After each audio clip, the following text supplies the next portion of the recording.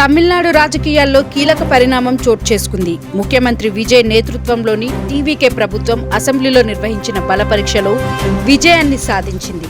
విశ్వాస పరీక్షలో ప్రభుత్వానికి అనుకూలంగా 144 ఓట్లు లభించగా వ్యతిరేకంగా 22 మంది ఓటేశారు. మరో 5 సభ్యులు తటస్థంగా నిలిచారు.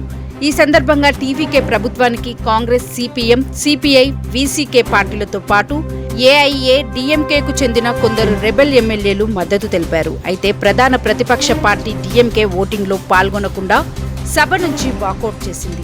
విశ్వాస పరీక్ష అనంతరం అసెంబ్లీలో ప్రసంగించిన సీఎం విజయ్ తమ ప్రభుత్వానికి మద్దతు తెలిపిన అన్ని పార్టీలకు కృతజ్ఞతలు తెలిపారు. తమిళనాడు ప్రజలు మాకు అండగానున్నారు. అనేక పార్టీల మద్దతుతో ఏర్పడిన ఇది ప్రజా కూటమి ప్రభుత్వం. మా పార్టీ విజిల్ తమిళనాడు రాజకీయ చరిత్రను మార్చింది. డాక్టర్ బిఆర్ అంబేద్కర్, పెరియార్ ఆశయాలకు అనుగుణంగా పాలన అందిస్తాం.